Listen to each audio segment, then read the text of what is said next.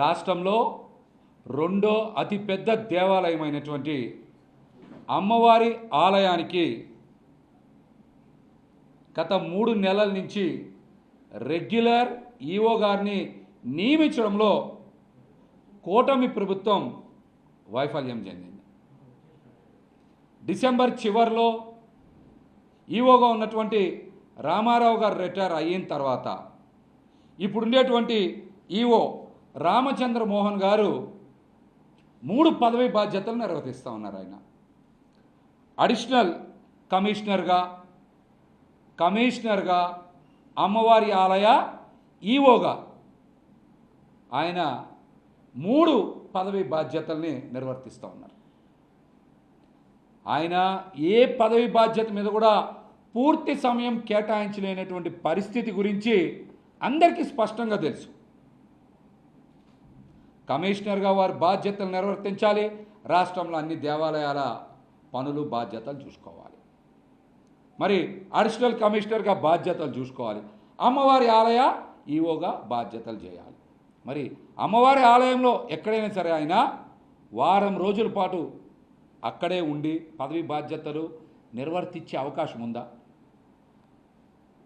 ఆయన మంచి వ్యక్తి, బాగా పనిచేస్తారు, కింది స్థాయి నుంచి వచ్చినటువంటి వ్యక్తి. కానీ అమ్మవారి ఆలయంలో సమయం కేటాయించలేకపోవడం వలన అక్కడ అనేక కార్యక్రమాలు, అభివృద్ధి కార్యక్రమాలు, భక్తులకు సంబంధించిన సౌకర్యాల కార్యక్రమాలు, ఇంకా అనేక అంశాల మీద ఆయనకి సమయం చాలట్లేదు. కనుక మేము కూటమి ప్రభుత్వాన్ని ఒకటే డిమాండ్ చేస్తూ ఉన్నాం, మీరు అమ్మవారి ఆలయానికి తక్షణమే రెగ్యులర్ ఈఓని నియామకం చేయాలి. గతంలో తెలుగుదేశం పార్టీ అనుసరించిన విధానాన్ని మరలా దుర్గగుడికి ఈఓగా ఒక ఐఏఎస్ స్థాయి అధికారిని నియమించాలి, రెగ్యులర్ ఈఓ నియమించాలి. అదేవిధంగా వారు కూడా ఐఏఎస్ స్థాయి అధికారి అయ్యి ఉండాలని కూడా ఈ సందర్భంగా మేమైతే కూటమి ప్రభుత్వాన్ని డిమాండ్ చేస్తూ ఉన్నాం. మరి 3 నెలల నుంచి ఎందుకు ఒక రెగ్యులర్ ఈఓ నియమించలేకపోతున్నారో సమాధానం చెప్పాలి. ఇంకా రెండో అంశం, మరి రాబోయే నెల రోజుల్లో పాలక మండళ్ళు కూడా నియామకం చేస్తామని చెప్తా ఉన్నారు. దేవాలయాల పాలక మండళ్ల నియామకంలో నేర చరిత్ర ఉన్నటువంటి వ్యక్తులను కానీ వారి కుటుంబాలకు కానీ అవకాశం కల్పించకూడదు. రౌడీ షీటర్లో, మాజీ రౌడీ షీటర్లో, భూ కబ్జాదారులో ఇట్లాంటి వ్యక్తులకి పాలక మండలిలో అవకాశం కల్పించకూడదు. అదేవిధంగా అమ్మవారి ఆలయంలో కాంట్రాక్ట్లు అన్నీ కూడా హిందువులకే ఇవ్వాలి. చాలా కాంట్రాక్ట్లు అన్యమతస్థులు చేస్తూ ఉన్నారు. ఆలయ ప్రతిష్ట దెబ్బతినేటువంటి అవకాశం ఉంది. హిందూ ధర్మం, సనాతన ధర్మం గురించి మాట్లాడేటువంటి చాలామంది, నేను ఎవరో ఒక్క వ్యక్తుల గురించి మాట్లాడతాను, చాలామంది ఈరోజు చూస్తూ ఉన్నాం, ధర్నాలు చేస్తూ ఉన్నారు, దీక్షలు చేస్తూ ఉన్నారు. ఒక దగ్గరే కాదు కదా, వాళ్ళు కూడా స్వామీజీలు కూడా చేయాల్సింది. అమ్మవారి ఆలయంలో జరుగుతున్నటువంటి అనేక అంశాల మీద కూడా మీరు దృష్టి సారించాలి కదా. అమ్మవారి ఆలయంలో చాలా కాంట్రాక్ట్లు అన్యమతస్థులు చేస్తూ ఉన్నారు. ఖచ్చితంగా వారిని కాంట్రాక్టుల నుంచి తొలగించి హిందువులకే ఇవ్వాలని కూడా ఈ సందర్భంగా నేనైతే కోరుతా ఉన్నా. దీని మీద కావాలంటే ప్రభుత్వానికి అన్ని వివరాలు, ఆధారాలతో సహా అందిస్తాం. ఏ కాంట్రాక్టులు ఎవరు చేస్తూ ఉన్నారు, ఏ పార్టీ అండదండలు ఉన్నాయి, ఇప్పుడు అధికార పార్టీలో ఏ నాయకుడు అండదండలు ఉన్నాయనేది పూర్తి సమాచారం కూడా రాష్ట్ర ప్రభుత్వానికి పంపిస్తాం. ఖచ్చితంగా ఈ అంశం మీద కూడా విచారణ చేయాలి.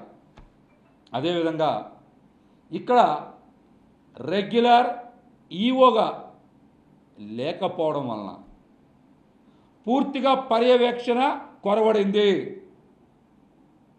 ఉద్యోగస్తులు ఇష్టాని రీతిన వారికి నచ్చినట్టు పనిచేస్తూ ఉన్నారు. అసలు మీరు బయోమెట్రిక్ ఎంతమంది వేస్తూ ఉన్నారు, వీరు ఎక్కడెక్కడ విధులు నిర్వర్తిస్తున్నారు అనేది సీసీ కెమెరాలలో పర్యవేక్షించే విధానం లేదు. పట్టించుకునేటువంటి పరిస్థితి అంతకన్నా లేదు. పట్టించుకున్నటువంటి పరిస్థితి అంతకన్నా లేదు.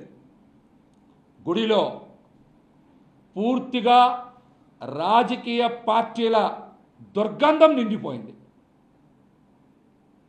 అమ్మవారి ఆలయ ప్రతిష్టని దిగజారుస్తూ ఉన్నారు. ఉద్యోగస్తులు కూడా రాజకీయాలు ఎక్కువ చేస్తా, రాజకీయ పార్టీల పేరు చెప్పుకుంటా అమ్మవారి ఆలయ పవిత్రతను దెబ్బతీస్తూ ఉన్నారు. కాబట్టి రాష్ట్ర ప్రభుత్వం డిమాండ్ చేస్తూ ఉన్నాం, అమ్మవారి ఆలయ ప్రక్షాళన చేపట్టి తీరాలి. దీని మీద చంద్రబాబు నాయుడు గారు, నారా లోకేష్ గారు దృష్టి సారించాలి. కొంతమంది ఉద్యోగస్తులు అయితే ఆలయంలో ఉన్నామని కూడా పట్టించుకోకుండా ఇష్టానుసారం బూతు పంచాంగం వాడుతూ ఉన్నారంట. మీరు నోరు అదుపులో పెట్టుకోవాలి.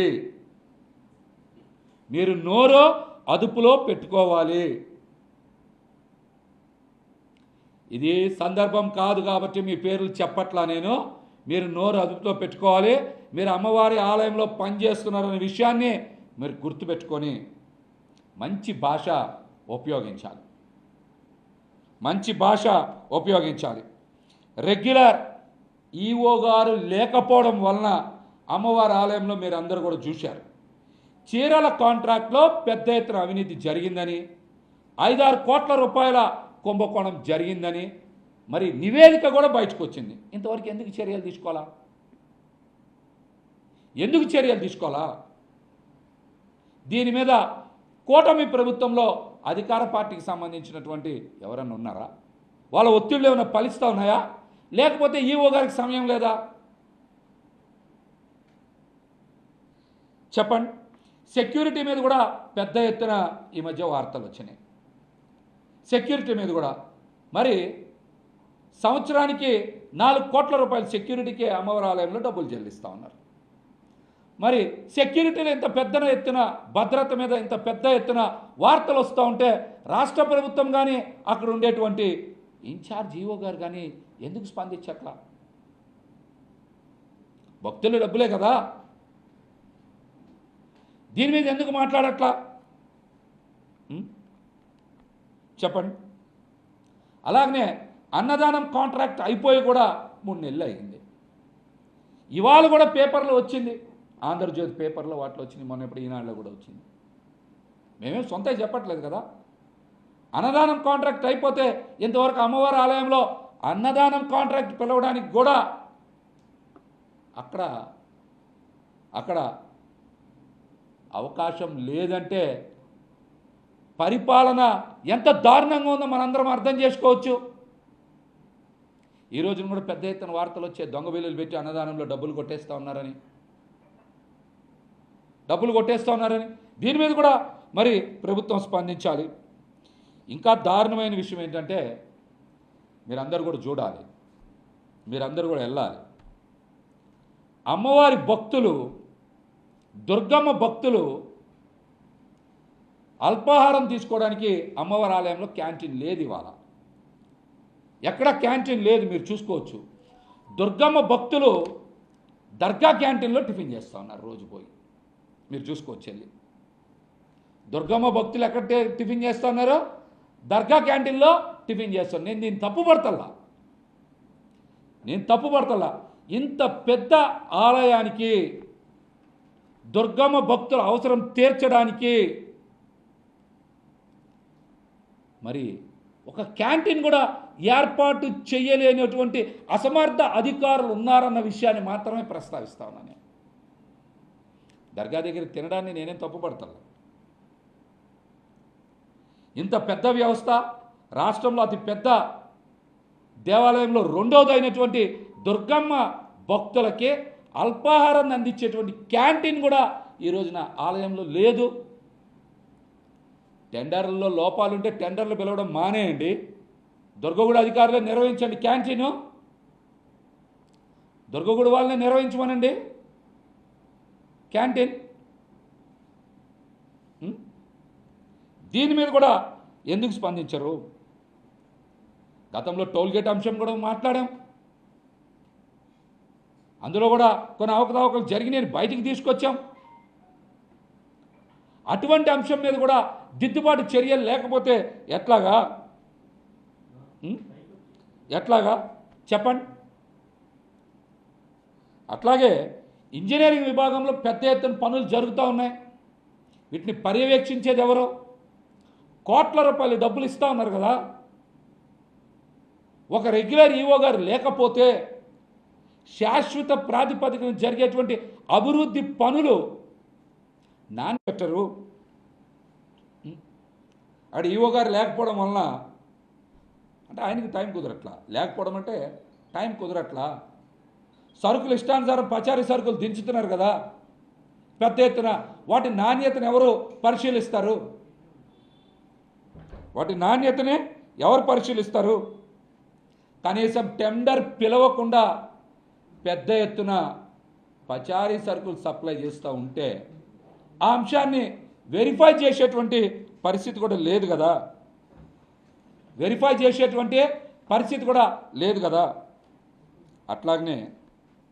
అట్లాగనే చాలా ముఖ్యమైనటువంటి అంశం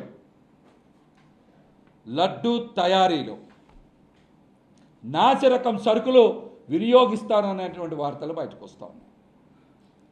లడ్డు దిట్టంలో కూడా సరైనటువంటి ప్రమాణాలు పాటించట్లేదు అనేటువంటి అంశం బయటకు వస్తుంది. దుర్గమ్మ భక్తులకి ఇచ్చేటువంటి లడ్డూలో దిట్టం సరిగ్గా వినియోగించట్లేదు, నాణ్యత సరిగ్గా లేదనేటువంటి అంశం బయటకు వస్తోంది. ఈ ఒక్క లడ్డూకి వినియోగించే సరుకుల మీదనే సంవత్సరానికి 60 నుంచి 70 లక్షల రూపాయలు కమిషన్లు కొట్టేస్తున్న మాట వాస్తవం. అది కూడా ఆలయ అధికారులే, అది కూడా దుర్గమ్మ ఆలయంలో ఉండేటువంటి అధికారులే. ఇవన్నిటి మీద పర్యవేక్షణ లేదు, నిఘా లేదు. వీటి మీద చంద్రబాబు నాయుడు గారు, లోకేష్ గారు ఎందుకు దృష్టి సారించట్లేదో దుర్గమ్మ భక్తులకి సమాధానం చెప్పాలి. దుర్గమ్మ భక్తులకే సమాధానం చెప్పాలి. మేము చాలా సూటిగా ప్రశ్నిస్తూ ఉన్నాం. వెంటనే అమ్మవారి ఆలయానికి రెగ్యులర్ ఈవో నియామకం చేయాలి. ఆ ఈవో గారు కూడా ఐఏఎస్ స్థాయి అధికారి అయి ఉండాలి. ఐఏఎస్ స్థాయి అధికారి అయి ఉండాలని కూడా మేమైతే డిమాండ్ చేస్తూ ఉన్నాం. అదేవిధంగా రాష్ట్రంలో సనాతన ధర్మం అని మాట్లాడుతున్నటువంటి పవన్ కళ్యాణ్ గారు కాశీ నాయన సత్రాన్ని కూల్చింది మీరా కాదా? ఎన్నో సంవత్సరాల నుంచి భక్తులకు సేవలు అందిస్తూ అన్నదానం చేస్తూ హిందూ ధర్మాన్ని కాపాడుతున్నటువంటి సత్రాన్ని కూల్చినటువంటి పవన్ కళ్యాణ్ గారు ఈ రోజున రాష్ట్ర ప్రజలకే సమాధానం చెప్పాలి, హిందువులకే క్షమాపణ చెప్పి తీరాలి. మీరు అనుమతులు ఇస్తేనే కదా కాశీనాయన సత్రాన్ని కూల్చిపారేశారు. మరి ఆ సత్రాన్ని అటవీ శాఖ నుంచి మినహాయింపు ఇవ్వాలి, ఆ సత్రానికి మరింత అభివృద్ధి జోడించాలని వైఎస్ జగన్మోహన్ రెడ్డి గారు కేంద్ర ప్రభుత్వానికి లిఖితపూర్వకంగా కోరారు. అటవీ శాఖ నుంచి మినహాయింపు ఇవ్వాలని. మరి ఈ సందర్భంగా రాష్ట్ర ప్రజలందరూ కూడా మాట్లాడాలి. సనాతన ధర్మాన్ని కాపాడుతున్నది జగన్మోహన్ రెడ్డి గారా, లేకపోతే సనాతన ధర్మం ముసుగులో హిందూ దేవాలయాలను కూల్చిన పవన్ కళ్యాణ్ గారా అని రాష్ట్ర ప్రజలు ప్రశ్నించాలి. రాష్ట్ర ప్రజలు ప్రశ్నించాలని కూడా ఈ సందర్భంగా నేనైతే తెలియజేస్తాను.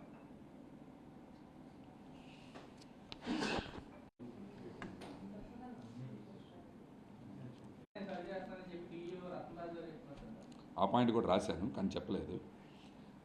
డిఈఓ గారు ఇప్పుడు నేను మాట్లాడిన అన్నీ రాజు గారు మీరు పోవండి, ఆయన మీరిద్దరు ఒకటేనా కాదా?